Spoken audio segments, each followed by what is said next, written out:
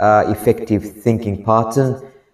And may Allah subhanahu wa ta'ala gives us the strength of our emotions so that we can be able, inshallah, to connect emotionally and activate our feelings so that we can be able to concentrate and follow this discussion till the end. Today, we are diverting a little bit from our marriage talks to something very close to marriage as well.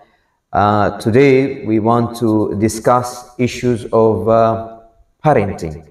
That is the principles of effective parenting. I want to believe all of us are aware how challenging parenting has been in the 21st century. It has really become an uphill task. Ibn Qayyim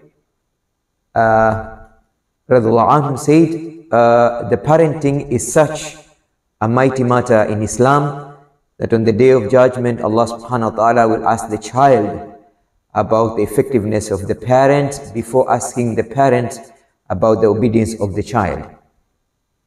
Because if you are able to bring up your child very well, that means the child will also be able to take care of you very well when need be.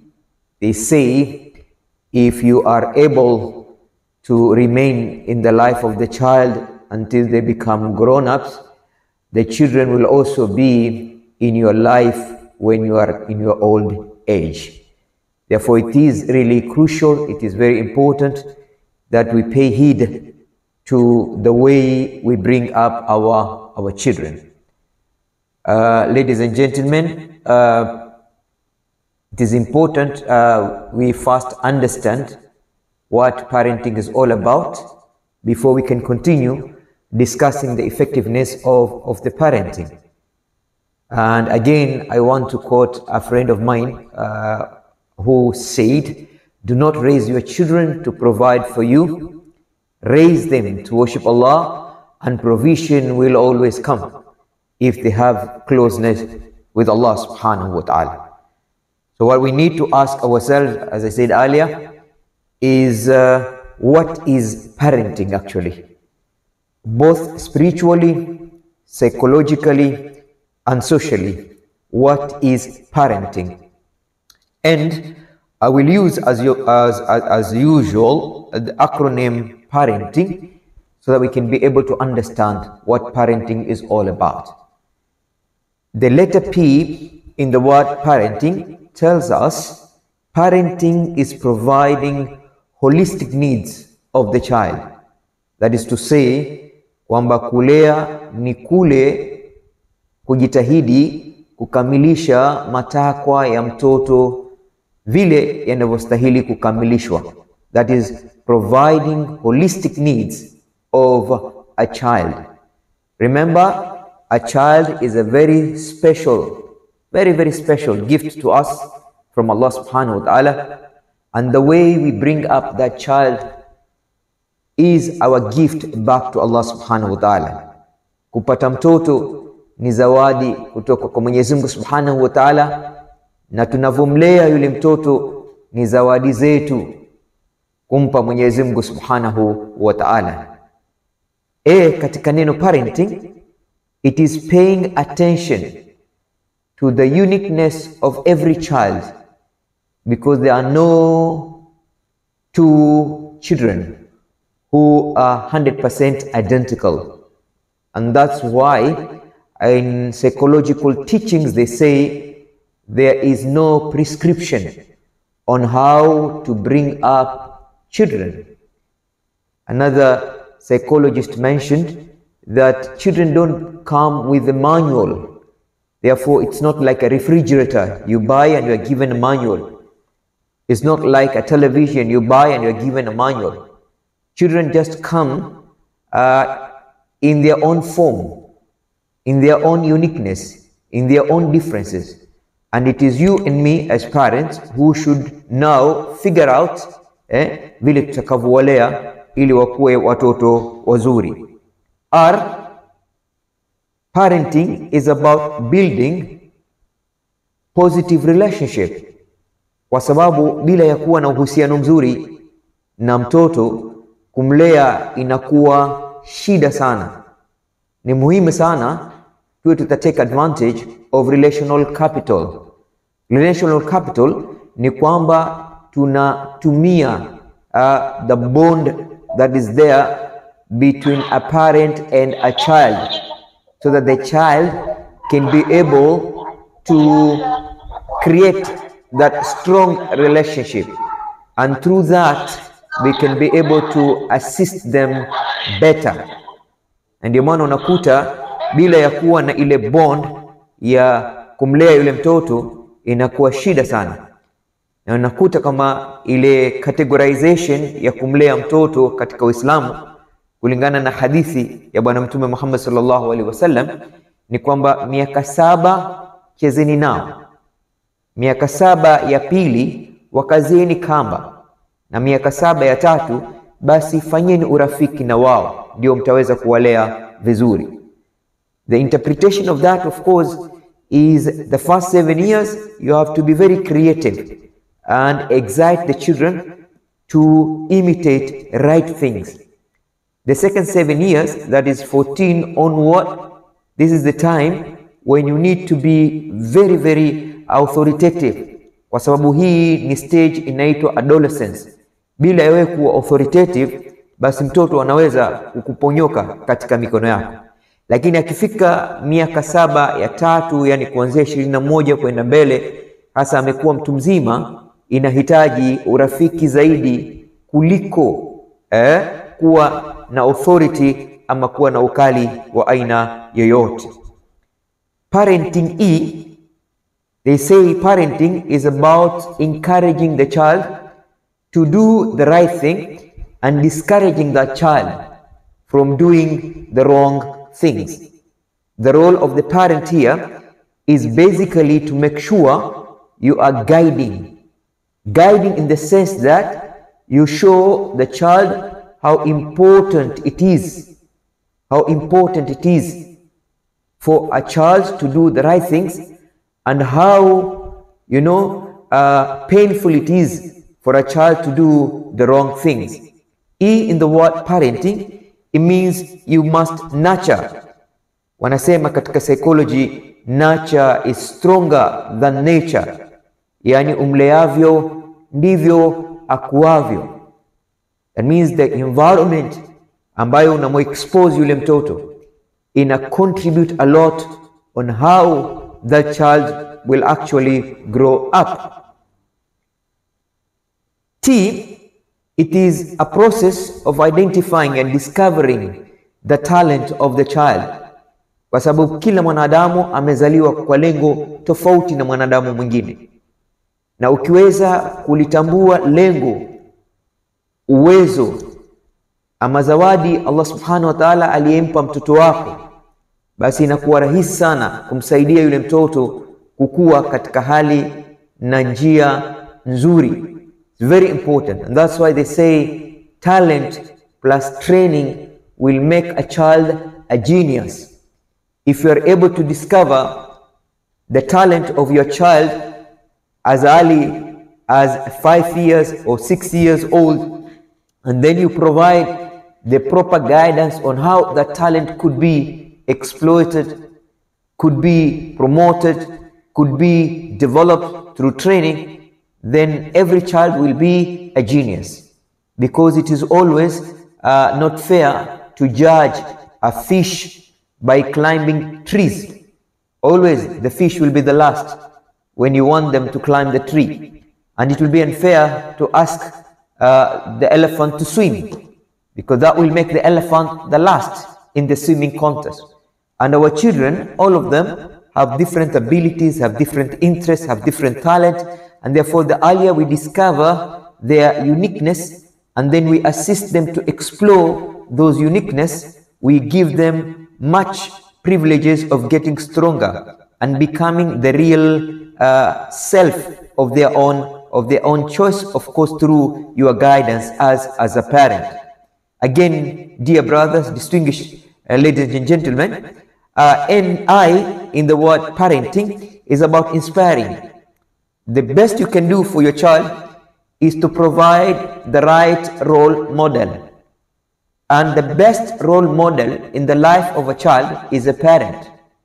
If a parent can play a positive role in the life of the child, then the child will not have to look for other role models outside, because you will be that role model. And that is very effective when it comes to mentoring, when it comes to coaching, and when it comes to providing guidance to that particular child to grow and become an effective individual. N in the word parenting is about navigating through the growth and development of the child, so that you can discover where they are strong, where they are weak, and what you could do to make them realize their full potential. That's why parenting is a life process, because every other time becomes a need for you to guide this child in a different way, different design. Help them, support them to grow up and become those effective individuals we want them to become. G is growing a child to its fullest, so that the child can be able to discover their full potential and live with a lot of satisfaction. Brother and my sister, the basic principles, the basic facts that we must understand first as parents or guardians is to look at those things that provides light on how we can assist our children, particularly in this century, to become productive individuals. One thing we need to understand is that children are an amana. We need to appreciate that. Kwamba watoto ni amana kwetu sisi. It is not a right to be a parent. It is a privilege. It is an honor. And when you're given that privilege, that honor of receiving this gift from Allah, of receiving this amana from Allah, you know, the only logical explanation that will be there is you must also make sure you protect this amana, you protect this gift. I always tell people, if you want to know how it feels not to have a child, not to be a parent, ask those who are married for the last 10 years and they are yet to get a child. If you want to know how it feels not to be a mother, not to be a father, ask those who are yet to get children. You will discover they are willing to give anything, to pay any money, so that they can also become a father or a mother. But Allah subhanahu wa ta'ala in the Quran says it categorically. Some of you, I'll give you only boys. Some of you, I'll give you only girls. And some of you, I'll mix for you, both boys and girls. And some, you will not get any.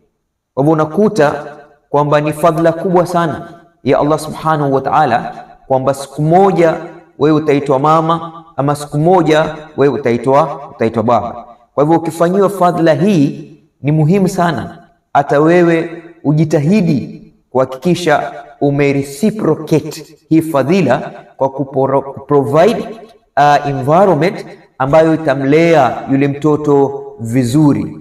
Bila ya kufanya hivyo, unakuwa ile shukrani ya kwamba Allah subhanahu wa ta'ala amekujalia ya neema ya kuwa baba ama neema ya kuwa mama, bado huku appreciate, yani hukuwa na shukrani.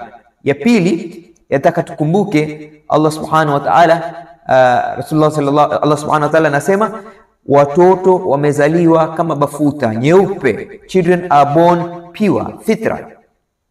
Ni wazazi ndio wanaofanya yule mtoto aidha akawa Muislamu, ama akawa Mnaswara, ama akawa Myahudi. Lakini Mwenyezi Mungu Subhanahu wa Ta'ala ametupa watoto ambao ni neema inatutegemea sisi kuwakuza ili kuwa watu watakuwa wanawajibika na wenye kumridhisha Allah subhanahu wa ta'ala. Ya tatu, the essentials of upbringing are kindness and mercy, yani ile nidhamu ya kumlea mtoto lazima ijengwe katika huruma, ni lazima ijengwe katika imani. Bila ya imani na bila ya huruma huwezi kumlea yule mtoto. Ya tano, children need boundaries. Kila wakikua wanatakikana waonyeshwe mipaka ili kusudi wasiweze kuivuka ile mipaka. Ni lazima wawe watajua ni kipi wanafaa kufanya na kipi hawafai kufanya, ili kusudi zile conditions ambazo tutawawekea basi itakuwa ni rahisi wao kuzifuata. Kadhalika children, kama nilivyosema hapo awali, they don't come with a manual. Hakuna prescription ya kwamba mtoto huyu atalelewa hivi na mtoto huyu atalelewa hivi. Ni wewe kama mzazi utafanya ile exploration yako, utafanya ile navigation yako, kujua huyu mtoto ana uwezo gani na ana udhaifu gani, na mtamsaidia vipi na mtamkuza vipi, na vipi yeye yuko tofauti na watoto wengine. Kumbuka pia, no fixed parenting style. Hakuna fixed parenting style. In general, tunaweza kusema kuna situational parenting style. Kuna wakati watakikana ukuwe dictator, kuna wakati watakikana uwe democratic, kuna wakati unatakikana uwe consultative, kuna wakati inatakikana uwe laissez-faire, kuna wakati inatakikana uwe what we call passive parent or an active parent. Kwa hivyo zile style zinabadilika kulingana na wakati, umri na namna yule mtoto alivyo. Kadhalika, children are a product of their immediate environment. Yani watoto ni matunda yanayotakamana na mazingira yao. Kwa hivyo ni muhimu kujenga mazingira yaliyo bora. Na ndiyo maana unakuta kama kuna hijra ambayo imebaki hivi sasa, mbali na hijra ya Bwana Mtume Muhammad sallallahu alaihi wasallam kutoka Maka kwenda Madina, basi ni hijra ya mzazi kutoka estate moja kwenda estate nyingine, kwa sababu amegundua pale mtaa anaokaa hauna mila, hauna desturi, hauna tabia nzuri. Ni mtaa hauna msikiti, ni mtaa hauna madrasa, ni mtaa ambao umejaa machafu. Kwa hivyo unahama kwa kumlinda mtoto wako.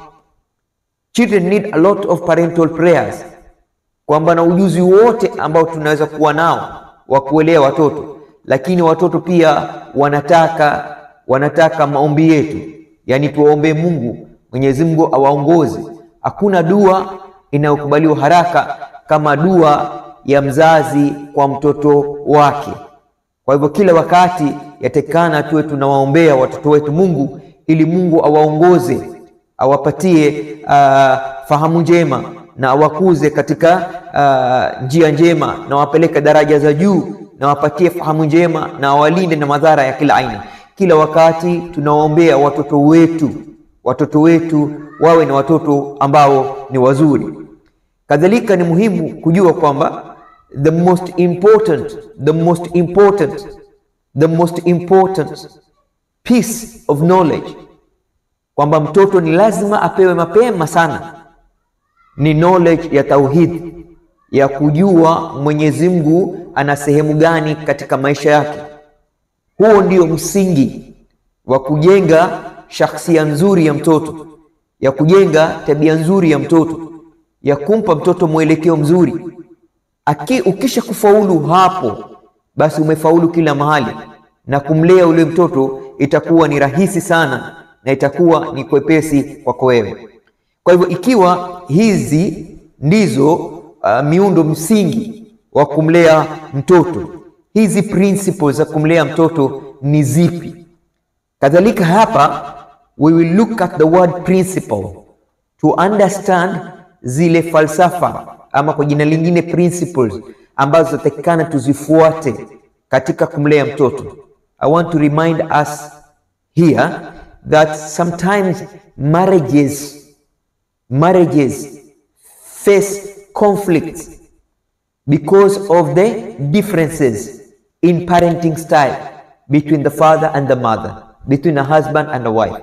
So understanding the right ways of bringing up your child is another important way of strengthening the marriage structure.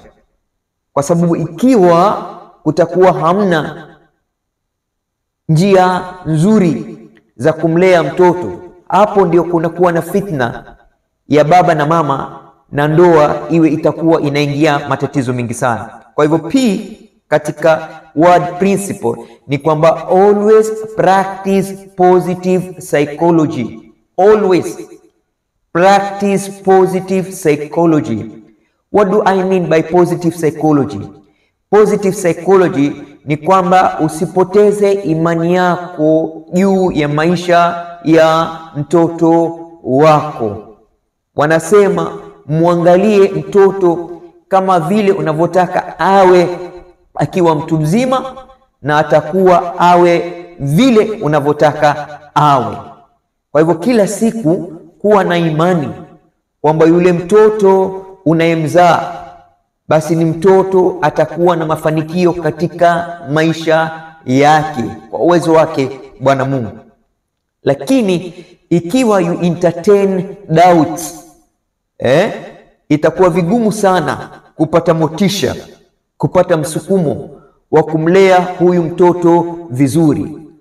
Ukimtilia shaka mtoto wako kwamba huenda akawa asiwe mtoto mzuri, but you will always lose the strength kupitia yale mazito ya ulezi. Kwa hivyo positive psychology inamaanisha kwamba wewe utakuwa na imani kwamba Allah subhanahu wa ta'ala atakupa uwezo wa kumlea mtoto wako vizuri, na mtoto wako atakuwa mtu mzuri.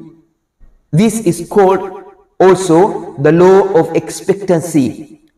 In life, most of the time, you get what you expect. And that is why you must be a deliberate parent. You must be a goal-oriented parent. You must be a purposeful parent. You must be an objective parent. Yani kila Mwenyezi Mungu anapokuruzuku mtoto, you need to convince yourself and confirm to the child kwamba wewe hujazaa tu mtoto, umezaa mtoto ambaye atakuwa mtu mwenye faida katika huu ulimwengu. Aidha atakuwa daktari, atakuwa muhandisi, atakuwa mwalimu, atakuwa mufti, atakuwa imam. Yani ukizaa na lengo, usizae kubahatisha. Ukizaa na lengo, and that is why Stephen Covey says think with the end in mind. Yule mtoto mtizame mwishowe atakuwa mtu gani, na atakuwa mtu yule yule unayetaka. Hii inaitwa positive psychology, na ndiyo harufu ya kwanza ya principle P. Harufu ya pili ya principle ni kwamba practice realism. Realism ni kwamba be realistic, ili usije ukapata heart attack wakati ulezi umekuendea mrama. Ni kwamba wewe utafanya bidii yako, lakini taufiki itatoka kwa Allah subhanahu wa ta'ala. Hata Nabii Nuh alikuwa na mtoto, na yeye alikuwa ni mtume, lakini mtoto mwisho akawa hataki kufuata imani ya babake, na Allah subhanahu wa ta'ala akamwambia huyo si kati miongoni ya damu yako, huyo si miongoni ya watoto wako, mwache tu angamie na mafuriko. Kwa hivyo unakuta mara nyingine ukiwa you are not realistic, alafu baadaye kwa bahati mbaya Mwenyezi Mungu atuhifadhi na awahifadhi watoto wetu, mambo yaende kombo, unamkuta mzazi anakuwa completely depressed na maisha yake yanaharibika, kwa sababu vile alivyotarajia mtoto wake atakuwa sivyo alivyokuwa. Kwa hivyo this is a philosophy of realism, kwamba wewe kila siku uwe na an element of understanding kwamba pengine mambo hayatakwenda kulingana na vile wewe unataka, So you accept the child the way they are, ili kusudi usiwe utakuwa ni mwenye kupata madhara ya kiafya, either mental health or even physical or biological health. Ni lazima mara nyingine ukubali kwamba Allah subhanahu wa ta'ala ndiye mwenye kuongoza. Sisi tunatoa tu ile msukumo wa mtoto kumwelekeza, lakini Allah ndiye mwenye kuongoza. Maana kuna situation subhanallah kwamba Musa alilelewa kwa Firaun lakini akawa mtume, na mtoto wa Nuh alilelewa na mtoto wa Nuh akawa shetani. Kwa mara nyingine ni lazima tukuwe na ile hali ya kwamba tunakubali matokeo mambo yasipokwenda vizuri. Hii ni philosophy ya realism, unakuwa realistic katika maisha.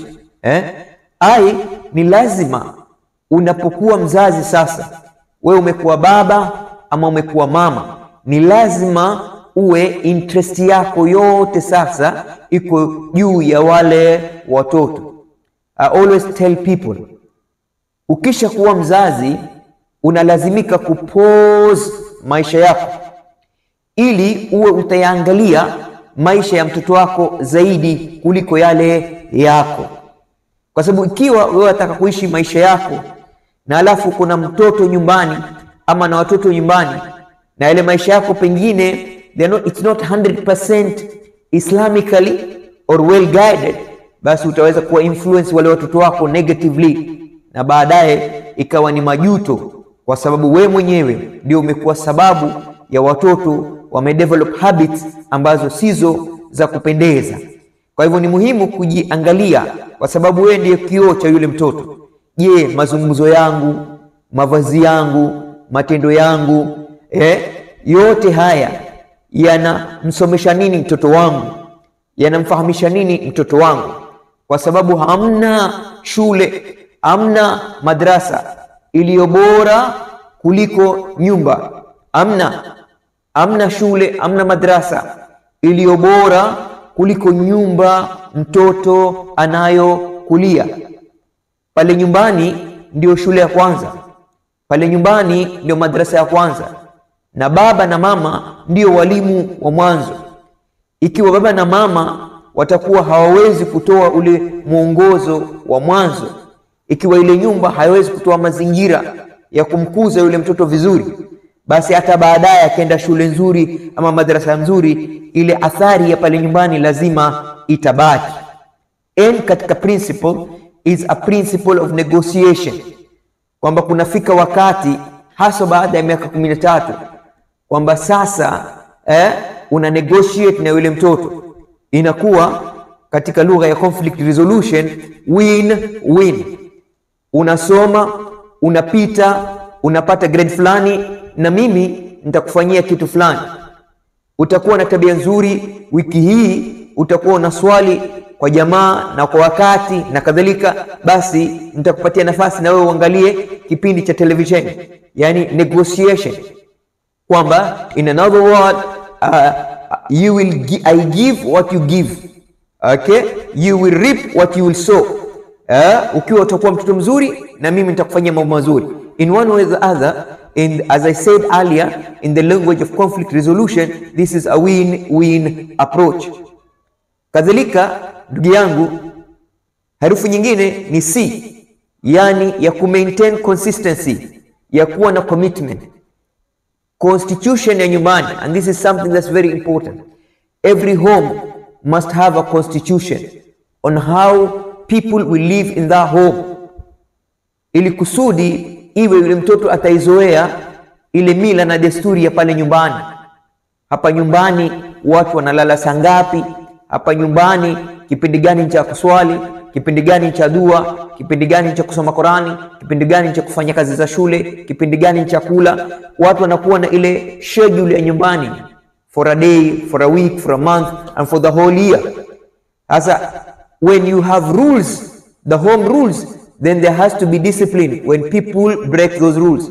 So every rule must correspond to a discipline, ili mtoto anajua, mimi nikifanya makosa haya wazazi wangu watanipunish this way, mimi nikifanya haya wazazi wangu watanipunish this way. Hii inakuwa rahisi sasa kuinstill ile control and self-discipline mechanism katika maumbile ya mtoto. We need to provide inspiration, ili kwamba tunazungumza na hawa watoto. Wanasema mazungumzo yenye faida zaidi kutoka katika ulimi wa mwanadamu ni mazungumzo ya baba ama mama kumnasihi mtoto juu ya kumtii Allah subhanahu wa ta'ala, kwa sababu kumuelimisha mtoto kumtii Mwenyezi Mungu subhanahu wa ta'ala, in return itakuwa rahisi yule mtoto kukutii wewe kama mzazi. Kadhalika ndugu zangu, parenting requires a lot of patience. Si kazi rahisi, ile subra, asabru jamil, inna Allaha ma'a sabirin, kwamba ikiwa kutatokea mashakil na mitihani ya huu ulezi, basi usiwe utagive up kiurahisi. Try to understand kwamba haya mambo hutokea, na ikiwa ni tabia imezoeleka bila wewe kujua, kuibadilisha itachukua wakati, so that you avoid kuwa frustrated katika ulezi wako. Unajua kwamba kila ukisubiri na ukitumia energy yako katika kumrekebisha yule mtoto wako, basi mwisho atakarekebishika. Alafu ni continuous learning. Wallahi, every other day ukiwa mzazi, you learn something new from your child. So don't be lazy in learning and don't get tired of learning. Keep learning, because by learning you'll be able to assist this child to grow better. Kwa sababu learning simply means a relative change in behavior. Kwa hivyo ikiwa utaweza kusoma yale mabadiliko ya tabia yule mtoto, ili uwe proactive parent, usiwe reactive parent. Proactive parent ni kwamba wewe utapatiliza maji kabla hayajamwagika, utaupatiliza udongo ungali mbichi, ungali maji, samaki angali mbichi, na huyu mtoto kabla hajazoea tabia mbaya utakuwa umeweza kumpatiliza. Alafu is about empowerment, education. Na education wanasema it begins from the womb to the tomb. Ile elimu ya mtoto inaanza kuanzia katika uzao wa mama mpaka katika uzao wa kaburi. Kila siku ni siku ya kuelimishana vyema zaidi, vizuri zaidi, na kuelishana zaidi, elimishana zaidi na zaidi. Katika principles of parenting is about sacrifice. Kama niliposema hapo awali, ukiwa mzazi lazima maisha yako yabadilike, kwa sababu sasa ushakuwa university wewe ya maisha ya watoto wako. Kwa hivyo ni lazima uwe ni university ambayo italeta matunda mazuri, italeta mazao mazuri. Kwa hivyo ndugu zangu, kuna vitu viwili muhimu sana. Ukipata mtoto lazima uwe utakuwa unazifahamu vizuri sana. Kitu cha kwanza is the goal that child needs to achieve in life. The goal, kwa sababu you cannot hit a target that you cannot see, and you cannot see a target that you don't have. So it is very important for us to understand kwamba kila mtoto anazaliwa na lengo lake, na wewe kama mzazi lijue hilo lengo ambalo mtoto anastahili kulitimiza, kulifikia katika maisha yake. Cha pili ni kuelewa ile desire ya yule mtoto, yani yale matakwa ya yule mtoto ni matakwa ya aina gani, na utamsaidia vipi katika kutekeleza yale matakwa yake. Hakika madhumuni ama lengo la kuwalea watoto katika Uislamu, kwanza ni kuwalea ili kusudi wawe kumsaidia huyu mtoto kumfahamu Mwenyezi Mungu ni nani na anaabudiwa vipi, kwa sababu hilo wama khalaqtumul jinna wal insa illa liya'budun, na anafanyiwa iqama. Haisimami hapo, inafaa kuendelea ili kusudi awe atainukia akijua kwamba mimi I am not an accident. I was born by design. I was created by design. And the fundamental thing, and the fundamental reason, and the fundamental objective that brought me in this world is to worship Allah subhanahu wa ta'ala. and then subsequently explaining to this child what is the meaning of worship. Okay, as they grow up, they expound the concept of worship. Waelewe kwamba worship is not just, rituals of Islam. To worship is about complete way of life, which is, in another word, deen. Yeah, kwamba aelewe kwamba hii ndiyo dini yangu, haya ndiyo maisha yangu, yanaitwa Uislamu. Akielewa hilo mtoto, we mzazi, kazi yako imekwisha. Kulea kwako utakuwa ni rahisi sana.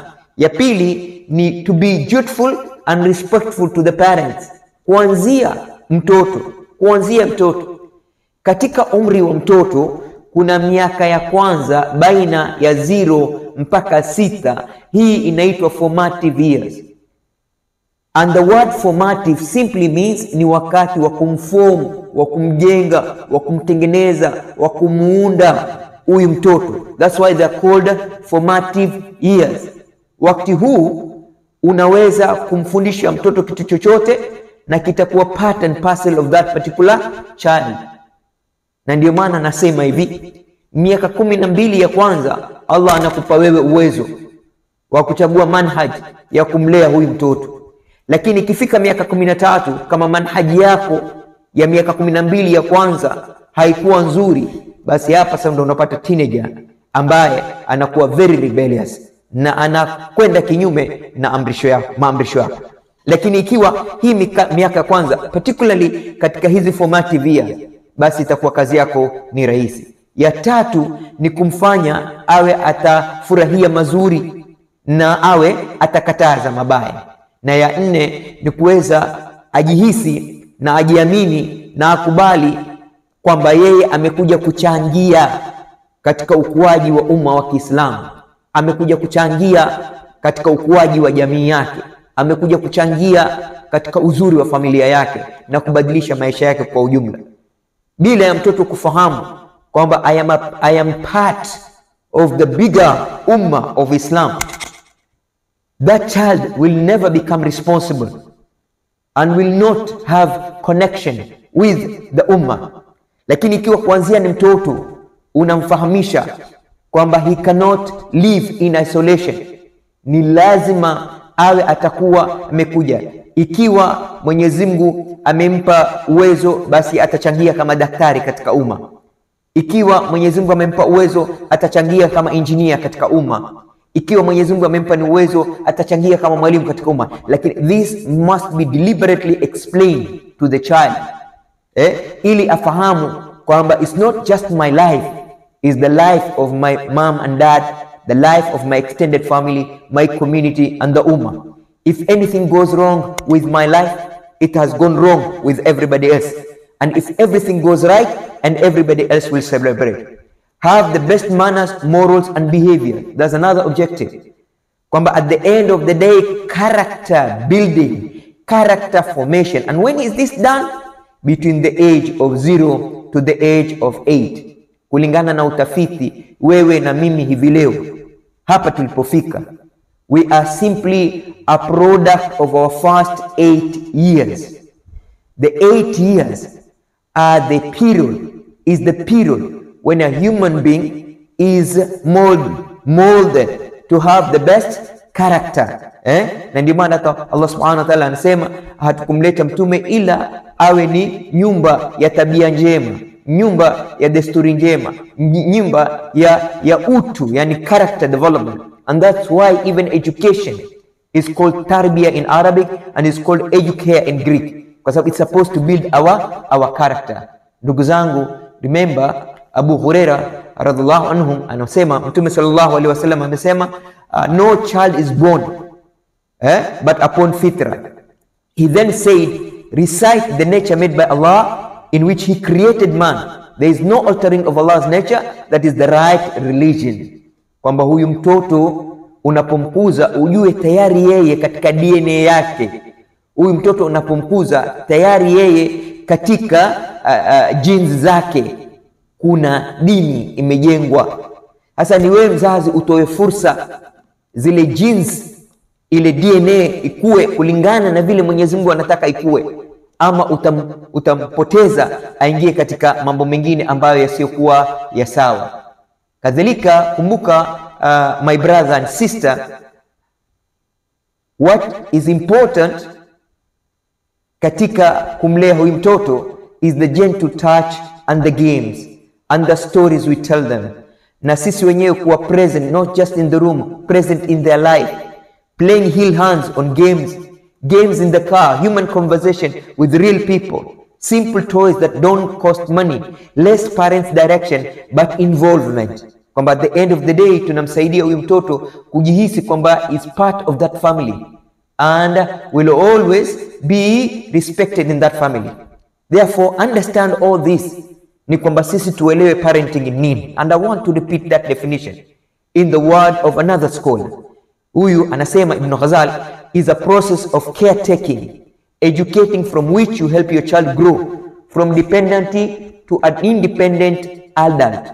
Kwamba utamsaidia akue kutoka katika hali mwanadamu anapitia katika stage 3. Kwanza dependent, kisha independent, kisha interdependent.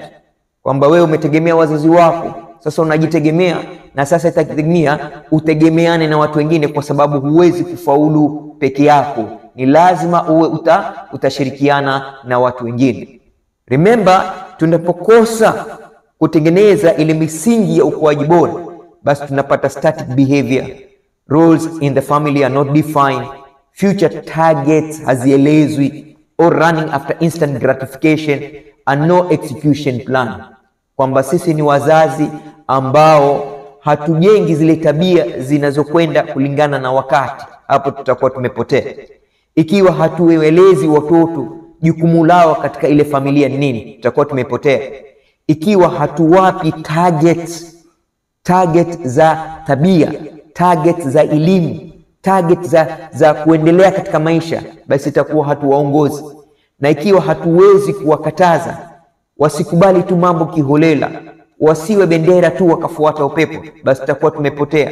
Na ikiwa hatuna, unajua watu siku hizi wanatengeza strategic plan za makampuni, strategic plan za maskuli. We also need strategic plan ya kukuza watoto wetu, ili kusudi tunajua tunafika wapi. Wanasema kuna P6 ni muhimu sana, na hizi P6 ni prior preparation prevents you from poor performance. Ukimprepare yule mtoto mapema, basi performance haiwezi kuwa poor, itakuwa ni nzuri sana. Katika suratul Maryam aya 59, Allah subhanahu wa ta'ala says, but after them there followed a posterity who missed prayers and followed after lust. Soon then will they face destruction. Kwamba tukiendelea umma unazidi kukosa mwelekeo unaofaa. Na haya yote yanakuja kutokamana ya kutokuwa na misingi mizuri ya uleaji wa watoto wetu, na kuwaelekeza na kuwaonyesha njia wanaofaa kufuata ili wasiweze kupotea. Katika suratul Baqara aya 132, Allah subhanahu wa ta'ala says this, and this was the legacy that Ibrahim left to his sons, and so did Yaqub. On my sons Allah hath chosen the faith for you, then die not except in the faith of Islam, wala tamutuna illa wa antum muslimun. Sasa ikiwa tumechaguliwa hii dini na Allah subhanahu wa ta'ala, basi hii ndiyo iwe manhaj ya kukulia ama ya kukuza ama ya kulea watoto wetu. At the end of the day, there are 6 ways our children learn values. Yani kuna njia 6 watoto wetu ndio wanatumia kujisomesha tabia njema, desturi njema, mila njema, akhlaq nzuri. Children learn about our values through daily interactions with us as parents. Sisi ndio walimu wakubwa sana wa kufundisha watoto vitu vyenye thamani na vipi visizokuwa na thamani. Number 2, children learn through our example. We are role models. Ni mfano kwao. Na ndio maana mimi huwaambia na watu, don't worry when your children are not asking you a question, but get worried kwamba watoto wako they are watching what you are doing. Don't worry when they don't ask you question, but get worried that they are watching everything you are doing, and everything you are doing affects them directly and indirectly. au watoto wanaathirika katika njia nyingi. Namba 3, children learn through the values we strive toward, kwamba yale ambayo sisi tunaona yana thamani na wao ndio wanaona yana thamani. Ikiwa wewe uko nyumbani unasoma kitabu badala kuangalia television, mtoto anaona kitabu kina thamani kwa sababu mzazi wangu anasoma kitabu, haangalii television. Ikiwa wewe uko nyumbani unasoma Qur'an badala ya kucheza na simu, mtoto anajua kusoma Qur'an ni muhimu zaidi kuliko kuwa katika social media. What you do often, regularly, inamwambia mtoto hicho kitu kina umuhimu gani. Children learn values through the way we do things as a class team, as a home team, wakati tunaingiliana pamoja, wakati tunakaa pamoja. Children learn values and beliefs through their exposure to the larger world. Kwa hivyo ni muhimu kuwapeleka msikitini, kwenda nao katika darsa, kwenda nao katika ijtimai, kuwapeleka katika mahali patukufu, ili kusudi ile exposure inawapa kuwatembelea mashekhe, kuwatembelea wachaji Mungu na kadhalika, kuwa expose katika decent ways of living, and in that way it becomes easy. Children learn value through our explanation of the world, yani jinsi tutakavyoeleza ulimwengu unaepelekwa vipi, unaenda vipi na unastahili kuwa vipi. Understand your child need to belong. Kumbuka kwamba mtoto anataka kuhisi mimi I am a member of this family. Na ndio maana unakuta ijapokuwa mama ndiye anapata uchungu wa kuzaa, lakini mtoto anaitwa jina la baba, ili kusudi yule mtoto ajue kwamba the mother does not need that. The mother has a biological bond, but the father needs a social bond, ili yule mtoto na yule baba na yule mama wajisi kwamba wao ni kitu kimoja. Seek attention. Mtoto anataka attention. Give them that attention. Show them love. Show them affection. Sharp observation. They want they learn very quickly. Make sure you don't do wrong things in front of them. Reaction to obstacles. Kwamba kila siku wanakuwa na hasira juu ya yale mambo yanawanyima zile starehe ambazo wao wanazitaka, lakini wanyime ikiwa zile starehe sio nzuri kwao. There is a mass of research to demonstrate that the more touch a child gets in childhood, the calmer and less fearful he is likely to be in adulthood. I want to repeat this because it is a research finding.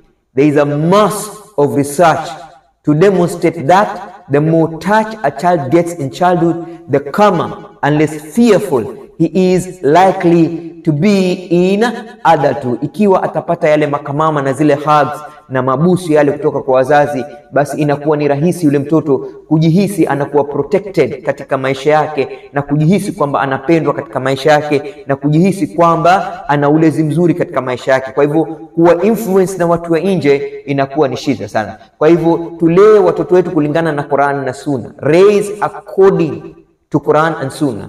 Be right role model. Provide Islamic environment. Paint right picture of Allah subhanahu wa ta'ala.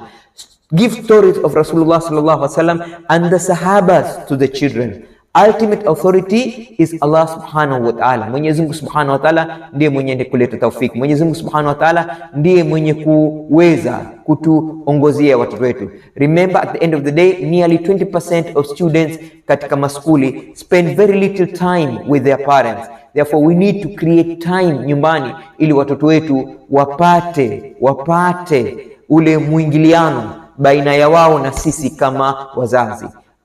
Hadithi moja katika Bukhari inasema, the one who does not have mercy on our young ones and does not show respect on elder is not from amongst ourselves. Yani Muislamu ambaye hana huruma na watoto na hana heshima na wazee, basi huyo si Muislamu. Kwa hivyo we need to teach respect versus disrespect, role models respect, and teach them polite manners so that they grow knowing kwamba they have to be right people. Watoto kama nilivyosema hapo awali wako katika vipindi vitatu, wanakuwa katika vipindi vitatu. Kwanza chini ya miaka 7, alafu juu ya baina ya miaka 7 mpaka 14, alafu baina ya miaka 14 mpaka miaka 21. Na katika haya yote unakuta katika kila kipindi kuna vitu ambavyo ni lazima vijengwe. Kwa hivyo chini ya miaka 7 ni habit building years.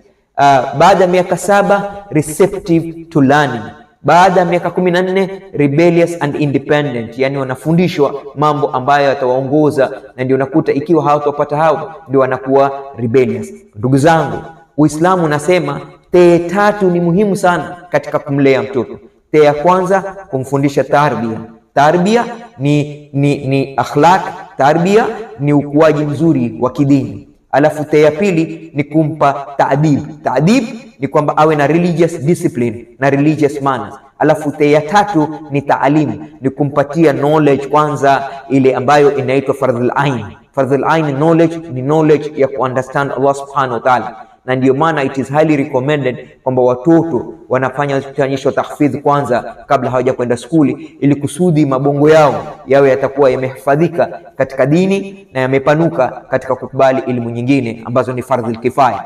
Kwa hivyo ni tatu: tarbia, taadib and then taalim, na hizi zinamsaidia sana mtoto kuwa ataweza kuishi katika maisha mazuri. Kumbuka, there is no gift a parent can give his child. Hakuna zawadi kubwa mzazi anaweza kumpatia mtoto wake that is better than good manners. Hakuna zawadi kubwa zaidi ya mzazi ambayo anaweza kumpatia mtoto more than kumpatia yule mtoto good manners. You could give your children all the things in the dunya, but if you are not giving them, if you're not giving them the deen, then you are not giving them anything at all. Can give them anything you want to give them, but if you don't give them deen, you have not given them anything. So let us strive, make sure tunawapatia watoto wetu elimu ya dini ili iwakuze, iwalinde, iwapatie boundaries, wasiweze kuvuka katika zile bahari nyingine ambazo si sawa. Wanasema, Ali bin Abi Talib anasema, do not raise your children the way your parents raised you. They were born for a different time. Wao wamezaliwa katika wakati tofauti na wakati wenu. Kwa hivyo msiwasomeshe, msiwakuze vile mlivyokuzwa nyinyi na wazazi wenu. Teach your children to love and fear Allah, for that is the foundation of their success in this life and in the hereafter. Allahumma atina fi dunya hasanatan wa fil akhirati hasanatan wa qina adhaban nar. Kumbuka, give your children proper love and attention and teach them about Islam and self-esteem. This was said by Bilal Philip. Kwamba at the end of the day, Dr. anasema, give your children proper love and attention and teach them about Islam. The moment you succeed in doing that, hakuna kitu chochote kitatoathiri na kuwapoteza katika maisha wao. Alafu, there is no school equal to a decent home, and no teacher equal to a virtuous parent. Amna shule bora kuliko nyumba yenye ustaarabu katika maisha ya mtoto, na hakuna mwalimu aliye bora kama mzazi aliyeongoka anayemwogopa Mungu katika maisha ya mtoto. Kwa hivyo ni muhimu kufahamu, ndugu zangu, na namalizia kwamba a child who is respected will become respectful, and I'm repeating this. A child who is respected will become respectful. A child who is loved will become loving. A child who is treated with fairness will become just. A child who is listened to will become a great listener. A child who is given choices will become responsible. A child who is treated with kindness will become a great friend. And a child who is nourished in all these ways will become a great leader in life and will benefit so many other people. Brothers and sisters, remember, always remind your children that their ultimate goal is to please Allah, and success lies in the pleasure of Allah subhanahu wa ta'ala. My brother, my sister, guide your children to choose their friends wisely, as companions have a great influence on their character. No wonder they say, show me your friend and I will tell you the kind of a person you are. Brother and sister, every moment spent in nurturing your child's faith is an investment in their eternal future. Every moment spent in nurturing your child's faith is an investment in their future. And finally, there is no, I am repeating this, there is no gift that a parent can give to a child than functional education. Because through learning, the child gets empowerment and learns what to do and what not to do. Wabillahi tawfiq. Wassalamu alaikum wa rahmatullahi wa barakatuh.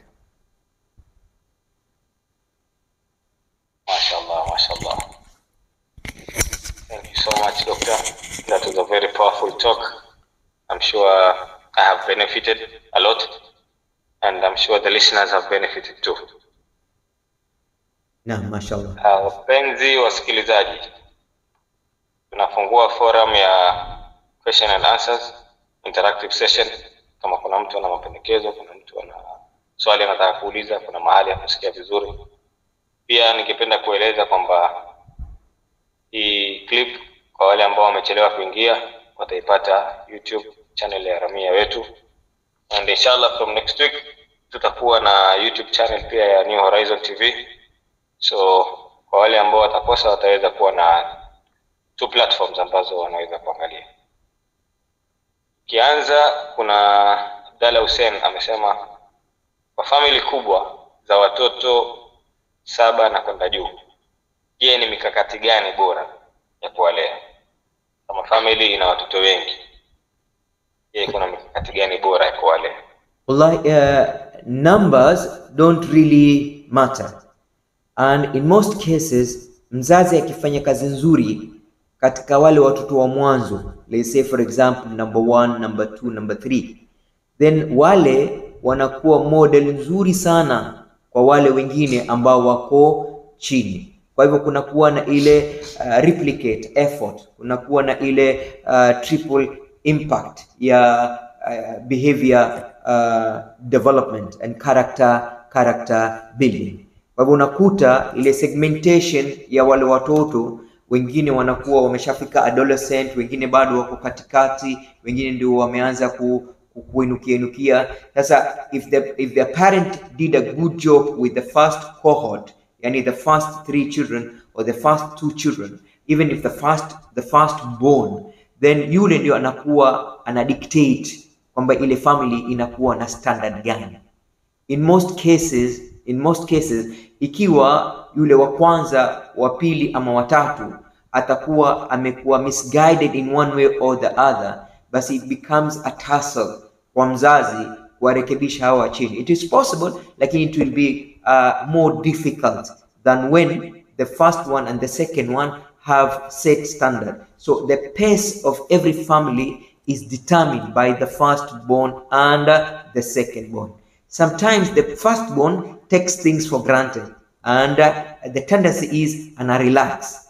Lakini the secondborn, huwa because has no position number 1 in the family, will struggle to outshine the first one.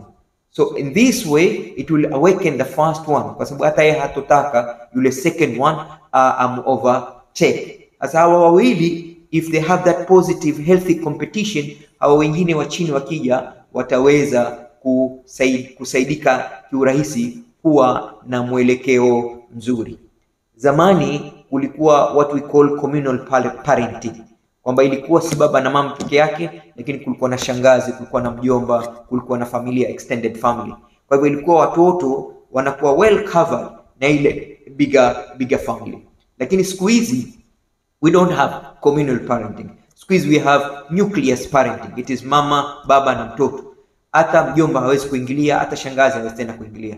Sasa hapa inakuwa ni mzazi afanye bidii, wale number 1 na number 2 wao watakuwa well guided, ili hao wengine wajue kwamba hapa nyumbani kuna standard. And research inaonyesha familia ambazo wale watoto wa mwanzo wamefanya vizuri, hawa wa mwisho wanakuwa challenged pia kufanya vizuri. The only mushkil, the only challenge that is there, the parents sometimes will mess with the last one.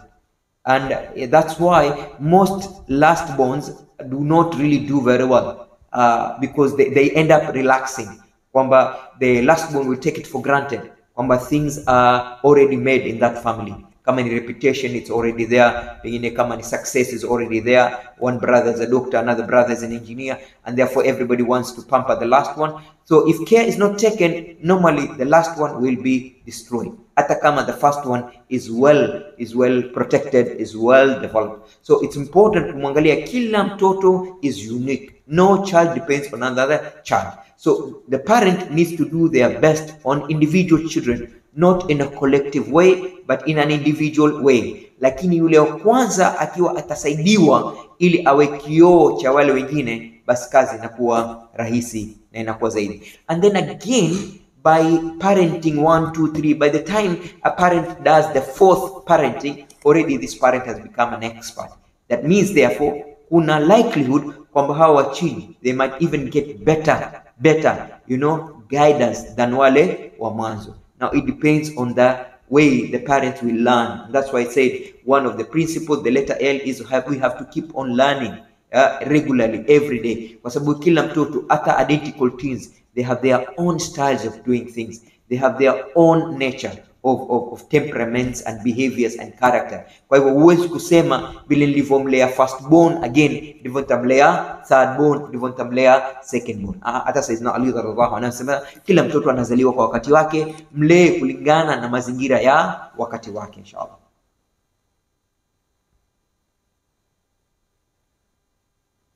Naam, that was a very good response, very clear and very informative. Thank you very much. We have positive feedback from many people. Alhamdulillah. Many people appreciate the talk, and many people have benefited. MashaAllah, MashaAllah, Barakallah. We have a lot of people who have prayed for you. Alhamdulillah, ni'ma kubwa, MashaAllah, Barakallah. Alhamdulillah. Inshallah, also our next topic will be the psychology of marriage.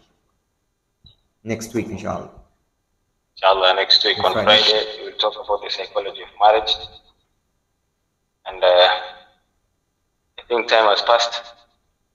It's already half past. So maybe you can give us the closing dua. Maybe today one of the participants. Sorry, Benson had raised the hand. Okay, mashallah. Benson.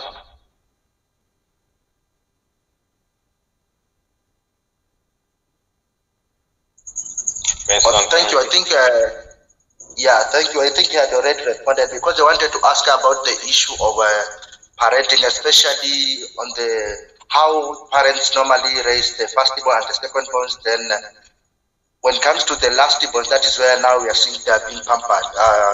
But I think you had already explained it well. Thank you. Thank you so much. Thank you.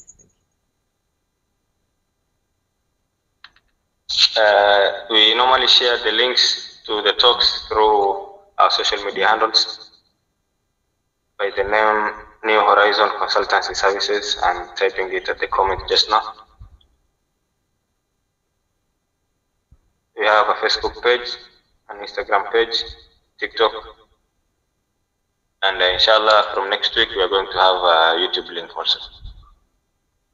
For now, those who have missed the talk today, they can find it from the link that I will share next.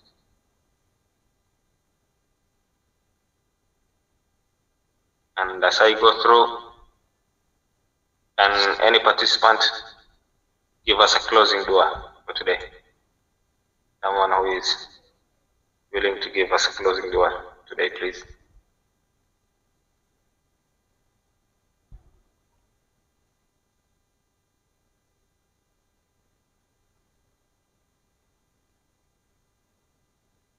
Now,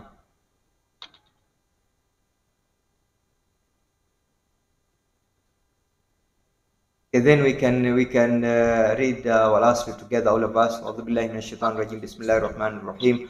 Wal asr innal insana lafi khusr illa alladhina amanu wa amilus salihat wa tawasaw bil haqqi wa tawasaw bis sabr. Subhanallah bihamdik wa ashhadu an la ilaha illa anta wa nastaghfiruka wa natubu ilayk. Barakallahu fiik.